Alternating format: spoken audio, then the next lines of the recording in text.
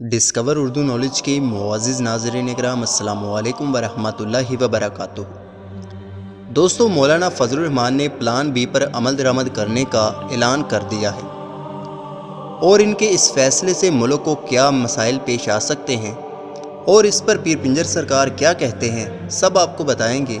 लेकिन मज़ीद आगे बढ़ने से पहले आपसे गुजारिश है कि अगर आप हमारे चैनल पर नए हैं तो सबसे पहले हमारे चैनल को सब्सक्राइब कर लें।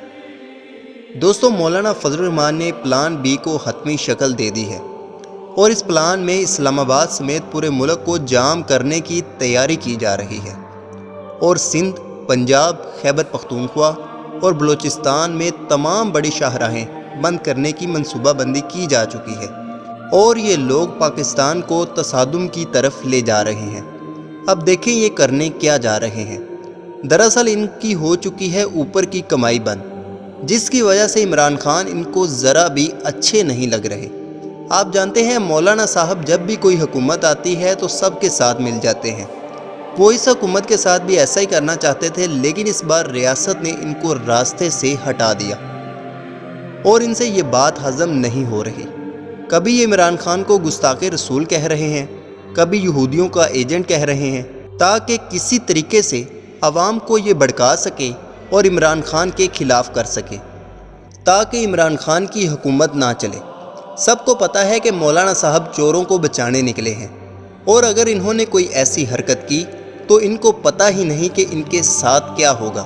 ये वो लोग हैं जो किसी के लिए जान नहीं दे सकते, बल्कि ये जान लेने वाले हैं। इनको दरअसल तकलीफ़ ये है कि इनको सीट मिले और मुल्क सीधी राह पर ना चले। सबको पता भी है कि मुल्क के हालात कैसे हैं, फिर भी ये लोग ऐसे तमाशे लगा रहे हैं। अब दरअसल मुल्क के मुआशी हालात कुछ ठीक हो रहे हैं, जिसकी वजह से इनको तकलीफ़ हो रही है। अगर ये मुल्क को बंद कर देंगे तो कौन सा एहसान करेंगे ये अवाम पर, उल्टा अवाम का ही नुकसान करेंगे। पीर पिंजर सरकार ने पहले कहा है कि मैं मौलाना साहब को जेल में कैदियों की नमाज का इमाम देख रहा हूँ। अब मौलाना को सोचने की ये ज़रूरत है कि अब वो हुकूमत नहीं जो ज़रा सा डराने से डर जाएगी। आगे इमरान खान है जो इन लोगों से उस वक़्त नहीं डरा था जब उसके पास कुछ नहीं था। अब तो वो मुल्क का वज़ीर आज़म है और फ़ौज और अवाम इसके साथ है। और ये फजलुर रहमान है तो उसी बाप का बेटा जिसने कहा था हम पाकिस्तान बनने के गुनाह में शामिल नहीं थे। अब मौलाना साहब ये भी करके देख लें, अब इनसे होने वाला कुछ भी नहीं। इनको मार पड़नी है और ऐसी पड़नी है कि ये याद रखेंगे। बेहतर है खामोशी से घर ही चले जाए। आप इसके बारे में क्या कहते हैं? अपनी राय का इजहार लाजमी करें। वीडियो पसंद आए तो वीडियो को लाइक करें, चैनल को सब्सक्राइब करें। अपना और अपने दोस्तों का ख्याल रखें। अल्लाह हाफिज़, अल्लाह निगहबान।